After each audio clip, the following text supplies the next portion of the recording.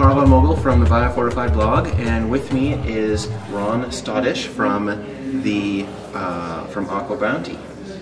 Hello, Ron. How are you doing? Good morning. So you're the CEO of AquaBounty, Very well. right? I'm CEO and President of AquaBounty Technologies. So can you tell us a little bit about yourself and about AquaBounty?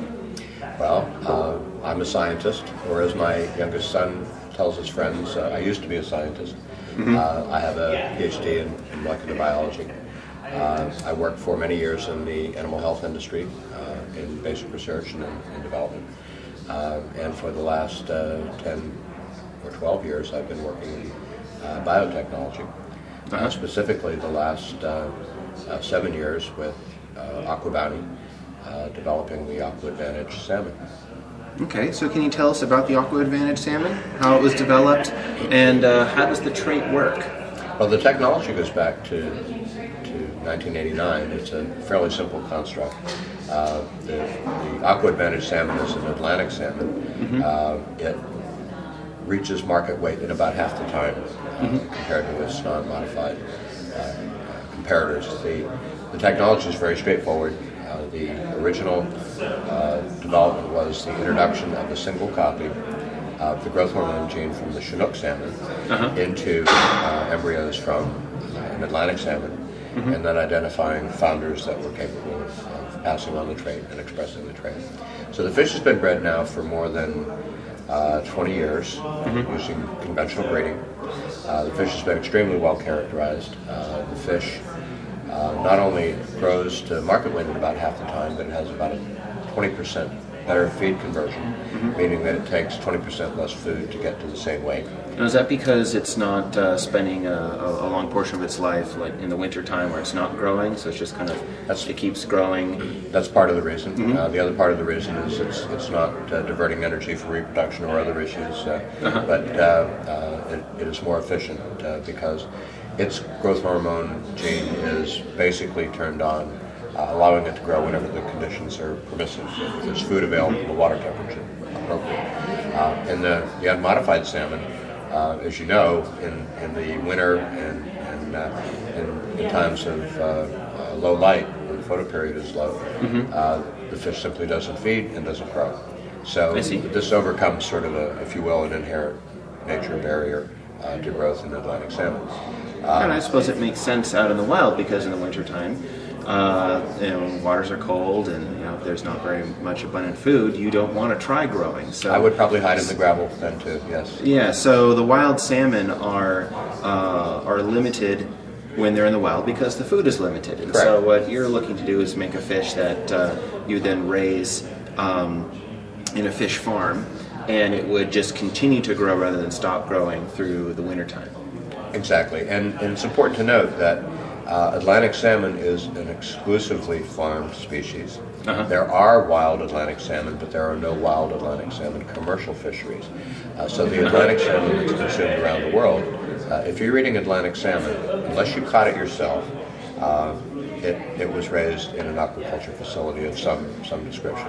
So it's an exclusively farmed species, and being able to regulate its growth or to allow it to grow in the manner that I've described, it has real economic consequences. Okay, so we're talking about fish farming, and so I got a couple of questions about the whole farming process. So you're not looking to have this salmon raised in an ocean pen, you're looking to have it raised in an inland pen, right?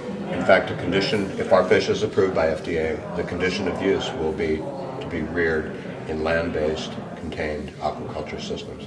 Those can be tanks, they can be raceways, but they have to be physically contained. So they can't be connected to the ocean. It's not a sea cage operation, exactly. Okay, so then, so in this kind of like tank environment, how what's it like for the welfare of the fish? How does that compare to like a wild fish or like an ocean farmed fish? It's one of the questions we've had from our readers. Is how are the animals going to be treated? Well, an analogy is sort of a domesticated animal. The wild fish has to forage for food, has to deal with predators, has to deal with rapidly changing environmental conditions, climate change, and so forth. In the farmed environment, particularly in the contained farmed environment that we employ, the fish are grown in tanks. They're fed basically to satiety every day, and their environment is completely controlled. So the health and welfare of the fish is important in producing healthy food, and we take great pains to ensure that those fish are in a very pleasant environment. Frankly, our fish are more interested in eating and growing than they are interested in anything else. So they live in a fairly defined environment. Okay. So then, so like, what about like how does this compare to like wild farm? Oh, no, sorry, not wild. Ocean farmed fish. Because I noticed that the Monterey Bay Aquarium Seafood Watch basically calls ocean farmed salmon as the worst choice for the environment if you're going to be buying salmon, and then they actually have like some inland tank salmon as like the sort of the best kind that you could buy along with the wild Alaskan cod. Well, it's interesting that the Monterey Bay Aquarium and many of the other environmental groups cite land-based contained aquaculture as the proper way. Our fish enables that production for salmon because of its growth rate, because of its properties, because of its efficiency, yet they oppose us. But the comparison between sea cage and land-based is simple. In the sea cage operation, the young fish are reared generally in hatcheries, sometimes in lakes. Then they're put into these sea cages. Sea cages can be disrupted by predators, seals, sharks. Fish can escape. Unconsumed food and other debris can filter through the bottom of the sea cage and basically... And their waste? And their waste can infiltrate the sediment below the cages. You can have storms that disrupt the cages and allow escapes of fish. And you basically have the potential of an alternate use or an perhaps somewhat unpleasant to some people use of coastline regions where they could be used for recreation or so forth. They're caged in active production. So aquaculture in sea cages is a viable industry, and in many parts of the world is practiced very successfully. This is an alternative, and it's an alternative that many environmental organizations have embraced. So we're hopeful. We think this is aquaculture of the future, and that's one of the reasons that we're committed to it. Okay. So then, so I understand that there's been quite a bit of opposition to the AquAdvantage salmon from, like, the wild Alaska salmon fisheries and some Alaskan politicians, basically anybody from the areas where they do the actual wild salmon fishing. But then it kind of seems like this would be more competition for the farmed salmon industry than it would be the wild caught. I mean, can you comment on that? Wouldn't this be like more something that could replace like these sea cages than the wild? You're absolutely correct. Yeah. And that's an argument that we've been making since day one. Most people don't appreciate there really are two salmon markets. There's the Atlantic salmon market, which is exclusively cultured, and there is the wild Pacific market, which is basically managed, ranched, or wild-caught market. Alaskans release about 2 billion young fish each year, and then over the next few years they catch about 4% of those fish as they mature and come back to their spawning areas where they were released. The Alaskan product is a distinct product. It's a different species. If you've ever had it, it's a very good product, but it's more like a trout. And that fish is basically a wild-caught product. If you go into the food market, it's very easy to tell which is the Alaskan wild-caught and which is the farm, because the Alaskan wild-caught will sell anywhere between $12 and $30 a pound, and the farm salmon generally is the $5 to $8 a pound. Many people prefer one or the other, but quite frankly, they're both good. In the United States, about 50% of the consumption is Alaskan wild and 50% is farm. But you're quite correct. Because they're so well differentiated in terms of price points, in terms of distribution, and in terms of product quality, We will not compete or in any way erode sales of that wild caught market. It's a different species. We do hope to capture some of that market for that farm species. And in 2012, the United States imported 500 million pounds of farmed Atlantic salmon. There's a tremendous opportunity there to grow that fish in the United States, create jobs in an environmentally sustainable production system. So we think that's the opportunity, and we believe the Alaskans, frankly, are reacting with economic protectionism that is inappropriate. Okay. So, so let me see. Let me ask you about a little bit more about the tanks versus the wild. So versus the sea cages and stuff like that. So so there's going to be no. Your approval is not going to involve anything connected to the ocean, and a lot of people didn't quite understand that. But then some people have been concerned about the potential for escapes if someone, let's say, they're transporting eggs or something like that, and they, somehow fall into the ocean and release it and all that. What sort of measures are you taking beyond just the containment of the tanks to see that this doesn't impact the natural populations? Yeah. You've raised two important levels of confusion.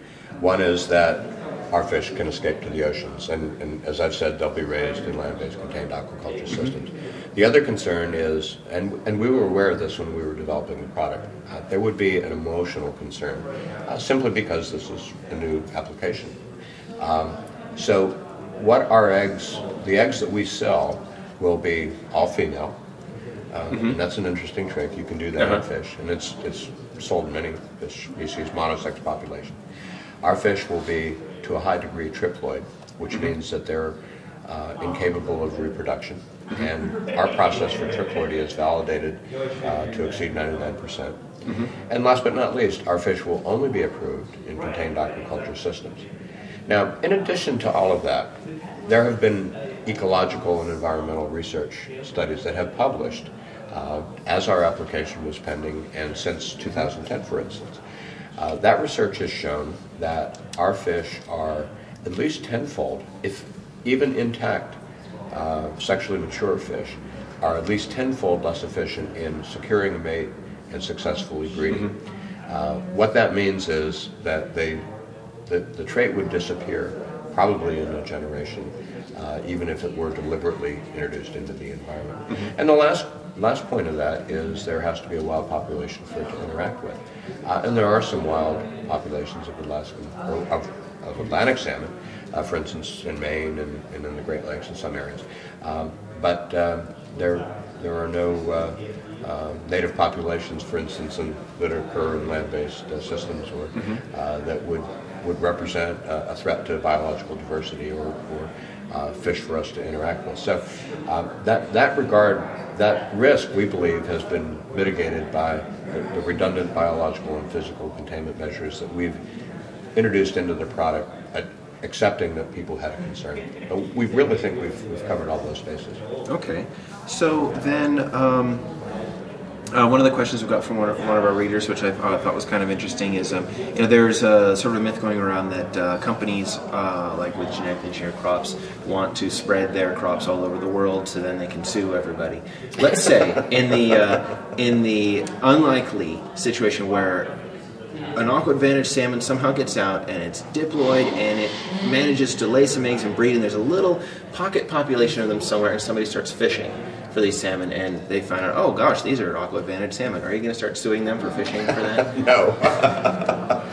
First of all, it's not only... Okay, we're on record about that right here. Okay, so... It's an unlikely scenario, but because of all of the redundant provisions that I've described, that is an extremely unlikely scenario. And it's much different than the case you're referring to, are the genetically modified soybeans. And that case is pending before the Supreme Court right now. Yeah. But that's not an issue with our product. Okay. So let me ask you about where they're born and raised. So like you're raising the eggs in one place right now, and then the fish themselves are being raised in another place, right? Well, our brood stock are in our hatchery in Prince Edward Island, and that's a very state-of-the-art, sort of good manufacturing practice compliant hatchery. It's unique, perhaps the only one of its kind in the world. The present facility where we're growing fish is actually in the highlands of Panama. A most unusual place to grow salmon. Salmon is a cold water fish, but the conditions for growing salmon successfully exist at elevation where we have 8 to 12 degree centigrade water, and we grow these fish in tanks, and they're well contained. It turns out that it demonstrates the value of the technology, being able to grow a fish in an ecosystem or an environment where it couldn't otherwise be grown, and it can be grown quite successfully. So why the selection of Panama then? Like, why not, let's say, have the growth tank, at Prince Edward Island or somewhere around the United States, Well, there were a lot of reasons. Most of them, as in many projects, we're a small company, we had limited resources. We had an interested, motivated, progressive individual who was in the trout farming business, who had some land that had a suitable water supply and was very interested in working with him. So for us, it presented the possibility of doing something literally for a fraction of what it would cost us to do it in the United States or in Canada. So we built a facility for a fraction of the cost it would have considered. And the other part of it was the location offers the demonstration that this fish can be grown in places that you don't traditionally associate with salmon aquaculture. And last but not least, in addition to the containment barriers that I've already described, the geothermal containment barriers represented in this facility assures that even if fish were deliberately released, they would not survive. So what do you mean by that? Because the water flows from elevation down, and as it flows down towards the Pacific, it warms. It warms to a temperature beyond that which salmon can feed and survive. And there are a series of 6 hydroelectric power plants which take the water in, run it through turbines, and then put it back out. So it would be a little like it'll be a little like putting the fish through a Waring blender. So the geothermal barriers represent an additional level of containment, assuring that there's no interaction. If the fish were eventually to somehow manage to get to the Pacific, there are no Atlantic salmon in the Pacific for them to interact with. So from a standpoint of containment, from a standpoint of biosecurity, it represents sort of the ultimate belt, suspender, redundant containment systems, assuring that there's no risk. Okay. So let's talk about safety. One of the things that people have been talking about with regard to these fish, it's a transgenic fish. It's a new thing. It's going through the regulatory process. The FDA is reviewing it. So what do we know about its safety? How does it compare to just the natural Atlantic salmon? Well, if you go to the FDA's website, you can see the briefing document that they released for the Veterinary Medical Advisory Committee meeting in 2010. They cite the data and summarize it there. To make a long story short, we've measured essentially everything that you can measure in the fish. The conclusion is that this is identical to the traditional food. Remember, we're expressing a salmon growth hormone gene in a salmon. That protein is consumed when you're eating salmon, either Pacific or Atlantic, and so there's nothing new here. The composition is identical to the traditional, and the conclusion of the FDA and the advisory panel was that this fish is as safe to eat as the traditional food. If you have a food allergy to fish now, you will probably have a food allergy to our salmon. If you do not have a food allergy to salmon, then you will not have a food allergy problem with our fish. So it's an Atlantic salmon. It is identical and as safe as the traditional food. Okay, so then, so how about the welfare of the AquAdvantage salmon? So there are sort of fast-growing and like extra-muscled animals, for instance, that don't fare as well or not as healthy as ones that aren't like that. Does this change how the salmon themselves, their own individual health? Well, the regulatory process is very complicated. People say that we should have used a food additive petition process or some other process. None of those would have required determining safety to the target animal. Because we were using the new animal drug process, we actually had to do what used to be called target animal safety. They're now called durability and stability. But in those studies, we looked again, basically, at everything that you could look at in the salmon, including behavior and predator avoidance and behavior in the water column, and then the detailed histology, physiology of the fish compared to the non-transgenic controls. To make a long story short, there are some changes. The changes are mostly due, interestingly enough, to the triploidy. A procedure which is not regulated and is widely used in all fish industries. What kinds of changes in general does the triploidy Well, you see some things like changes in the gill structure and in respiration rates and some of those issues, because you basically have larger red blood cells because they contain more DNA and so forth. They're not outside the range of normal physiological limits, but they're slightly different from the diploid. Interestingly enough, we found no differences that were truly associated with the rapid growth phenotype or with the transgene, with the exception of the rapid growth rate. Now, along with that comes a slightly higher respiration rate, a slightly higher oxygen consumption, but all, again, within the physiological limits of the salmon, and really no adverse effects on the health of the salmon. So let me just explain a little bit about the triploidy. This came up a little bit earlier when talking about sterility. Triploidy is having 3 copies of every chromosome. We're diploid. We have 2 copies of every chromosome. Some common triploids you might run into are seedless watermelons that are seedless because they're triploid. And there are also some seedless limes that are triploid. Bananas, another example. But not cucumbers, that's something else. And many of the fish that you consume. Yeah, that's what my next question is going to be. So what are some fish that people consume today that are triploid? Trout, tilapia, some catfish.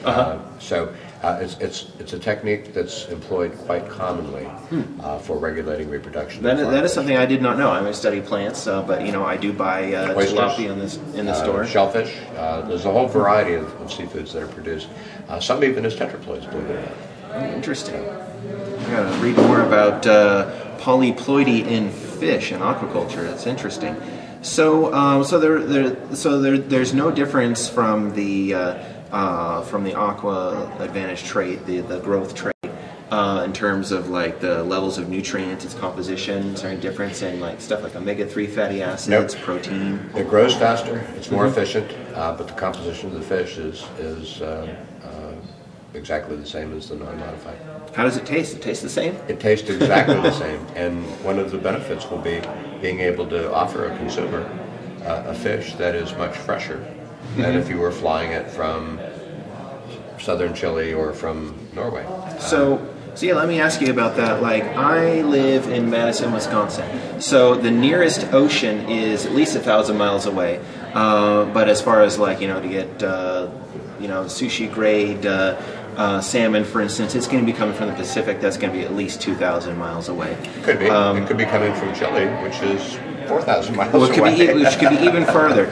or Norway. So. When I was reading about this, I got to thinking, wait a second, couldn't you set up a tank somewhere in Wisconsin or Illinois or something like that, right in the middle of where we're producing all this corn and soy and everything like that, and you'd have like your food source for raising the salmon, and then you can have the salmon right there, and then you ship it a couple of 100 miles, and then have something that's like even fresher than you would have otherwise. I mean, you could be eating a salmon sushi in a sushi restaurant in Madison, right?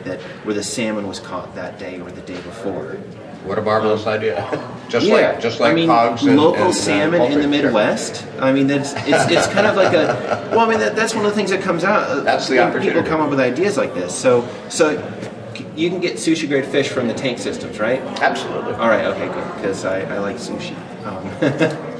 That's truly the opportunity. Aside from all of the other environmental benefits, aside from the economic development benefits, you can provide a fresh food that's identical to the traditional food that the consumer.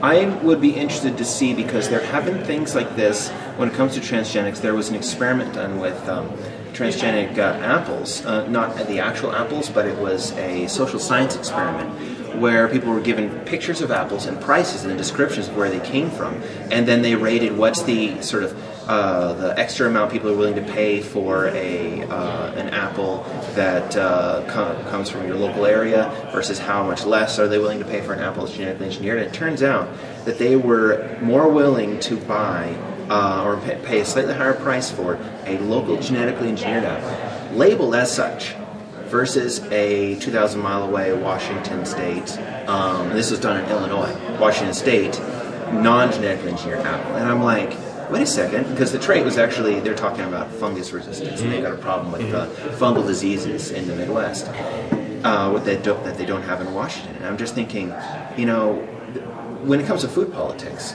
people think about like local and natural and organic as being one sort of category, and then like industrial, genetically engineered, and all that sort of stuff in a different category. But yet, there's actually an opportunity to have things that are local and genetically engineered that give you this like potential change to the food system that neither of those two categories do. Absolutely correct. And we should think of those in terms of their societal value and their impact on our food choices. This technology is very compatible with the locavore sort of movement, and we think that makes a great deal of sense. Okay. So, the fish have attracted a lot of attention over the years.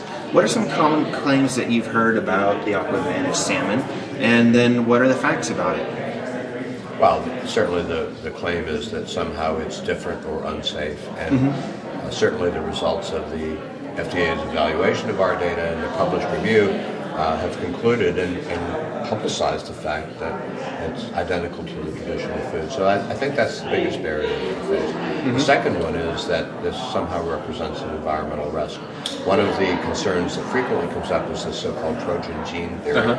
And the idea is that there's a gene that's introduced into the population, and the gene confers a reproductive benefit, but a reduced fitness. So ultimately it causes the collapse in the population. So it outbreeds the wild, but then it's less healthy. It's unfit, So, and one of the authors of that is a person at Purdue, Dr. William Muir, who has evaluated our data and has said publicly in writing and in meetings that that Trojan gene hypothesis doesn't apply to our fish, that our fish is in fact safer and more environmentally safe than the conventional alternative, and less likely to reduce biodiversity. So Dr. Muir has both in writing and in person communicated that to some of the people still making these claims, but they continue to cite that as evidence that I know that they've, like the Center for Food Safety, they did a little thing where they did a video with Andrew Kimbrell, and he's saying that once that one fish gets out in the environment, then the math starts, and then it will just wipe out all life on the earth or something like that. It's interesting that the person, drama, but fiction. One of the people who came up with that very idea that they're using is saying, no, that doesn't apply for this. And the really shameful thing about that is that he's told them in public and in writing, and they continue to use it. Interestingly enough, they also cite his publication as evidence that more antibiotics will be used. The word antibiotic doesn't appear in that publication at all. So what it tells me is that they're perfectly comfortable misrepresenting and dishonestly presenting information to cast our product in a bad light. So then let me ask you, have there been any criticisms that you've heard in all the public discussion over the years that you thought were actually pretty good? Like they point out something you weren't thinking about, whether it's like a scientific thing or a social thing, economic, that helped you see your product in a different light? Well, I think what's been helpful to us is we've had people come forward and talk to us about perceived benefits that we hadn't considered.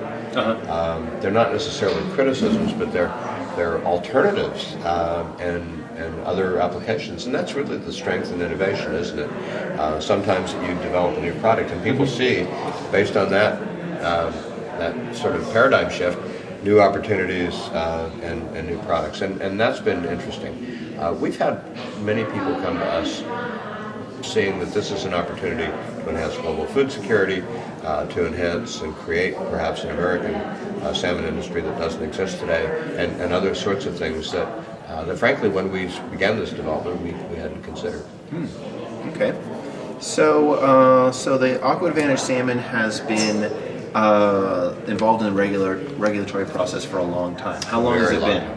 Well, the INAD was established in 1995. That's the beginning of the process. Now, that's a little bit misleading because the discussion, and dialogue may be a more appropriate word, on how to regulate this technology really wasn't finalized until 2009.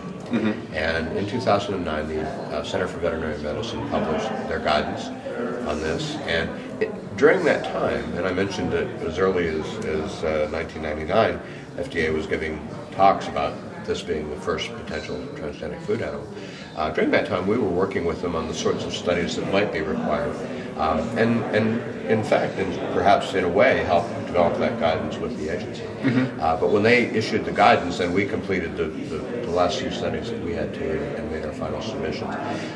The total length of time since 1995, the really meaningful time in the final review process with a legitimate regulatory paradigm has really been since 2009.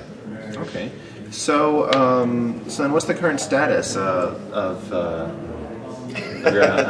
the whole regulatory process? That's a question that I would very much like to know the answer to. Yeah. In 2010, the FDA published the results of their review. I've told you they concluded our product was safe and effective. We didn't hear anything for a very long time, nearly 2 years, no information whatsoever.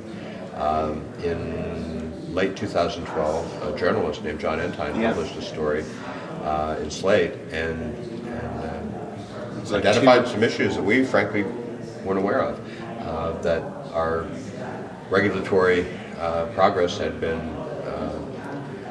stopped for apparently political reasons, and that there'd been sort of a moratorium on moving the application forward. Since that time, the FDA has published our environmental assessment. I think it wasn't it like 2 or 3 days after that was published? By coincidence, it comes out. I mean, apparently, or that isn't necessarily evidence that that John Entine had anything to do with that with his article, but it is interesting. Like he says, "Hey, the thing's halted," and then like 2 or 3 days later, no, it's not. Yeah, many people have noted that coincidence. The comment period was initially supposed to close after 60 days. 10 days into this, the FDA decided to extend the comment period based on some letters that they received primarily from the senators from Alaska and some of the West Coast states. So the comment period on an environmental assessment closes this Friday, April 26th. April 26th. Interestingly enough, there is no legal requirement to post that environmental assessment for public comment. This is an exercise in transparency, and we've been, to some extent, perhaps to a great extent, a victim of transparency and political correctness, because, as it turns out, we've been totally transparent, and even the agency regulating us has not been able or not willing to tell us the status of our application. So the level of apparent hypocrisy here is quite high and is of some concern. Yeah, I imagine it's probably pretty hard because this is like the first animal transgenic trait that is this far along, and just the societal ramifications, the political ramifications, economic, and all that. Besides just what the trait is, the discussion hasn't been happening. Like, I mean, I've looked at some of the data for social science on people's perspectives to plant biotech versus animal biotech, and the plant biotech stuff is much further along in terms of the discussion and awareness and obviously the experience with it, because the crops have been growing for like 16 years or so. And as you know, when this technology started, when recombinant technology began, it began in animal systems, bacterial and animal systems, and the plant systems lacked at the time the appropriate mechanisms and methods to mobilize and move in a defined way genetic elements. But you're correct, we have been eclipsed, primarily because there's some perception that somehow an animal is different. the other component to that is the sort of the environmental or the economic and political considerations. Is a slippery slope and a dangerous argument from a regulatory standpoint, because that is to some extent, the policy that the EU follows, the so-called fourth hurdle. And the thing that I find frightening there is that social, economic, and political paradigms change rather quickly, sometimes with a single election. And it's dangerous to establish regulatory policy on something that is as subjective as that. And we could very well find ourselves in a situation 5 years down the road where people say, well, why didn't we establish this technology? Why don't we have access to this? And we didn't for all the wrong reasons. So I think science-based regulatory system is an important and integral part of American enterprise and needs to be protected. And that, I think, is what's at risk here. Yeah, I mean, I've heard a lot of discussions about that. As you said, like the economic and social and political components of regulation. Myself, I'm not sure exactly to what extent we should consider those, because, like, as you said, like the political cycle changes. What if we have it so that it's decided more or less on what party is in government? If let's say Democrats really want to have the fish and Republicans don't, then all of a sudden it's going to be like, okay, well, we're just going to wait until Democrats are in, and that's when it gets approved. And then it's like, well, but then when something comes along that's a bad idea, then it's just going to be waiting for the right politician, whatever party it is. Who gets to decide? Yeah, but then for the economic part, the idea is you don't want to introduce something that would harm your own economy or harm, if there's a viable business going on somewhere else, that's not going to drive them out and leave them on the streets. But at the same time, someone else might develop that in another country. Right. And they may do the same already. But then a new technology is itself a new opportunity. It may end up making the jobs here in the inland of the United States for raising salmon. And it's really hard to predict what the really long-term economic and societal and political consequences are going to be. The scientific stuff is a little bit easier in that sense. We got some methods for figuring that out. But yeah, I don't know if you've ever seen this old show called Connections with James Burke.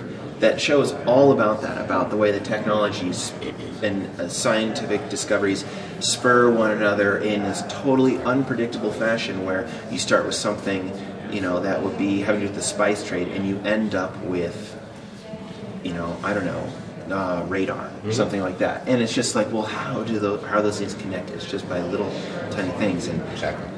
The desire to control those kinds of outcomes could end up backfiring, just because we don't know really what all of them are going to be. Okay, so I think we're just about done here, and this is like half an hour of time or something like that. So I'm very happy that that we've been able to meet here and do this. Hopefully this will increase some discussion, get people thinking about this stuff. So lastly, what's your favorite recipe for salmon? What's your favorite way to eat salmon? I mean, you work in salmon and and other fish. I must tell you, we've had barbecued, poached, baked, and smoked, and a sushi, and it's all wonderful. My favorite, though, is a recipe prepared by a local chef in Canada that was a maple glazed baked salmon, and it was absolutely wonderful, and perhaps the best salmon I've ever tasted in my life. So I will share the recipe with you. Oh, sure.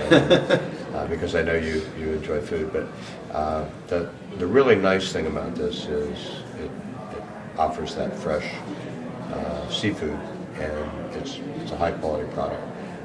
And I am someone who enjoys seafood, and I enjoy this fish. Okay, well, thank you very much, Ron. Karl, thank you very much. Yeah. I enjoyed talking with you. And see everybody on the blog.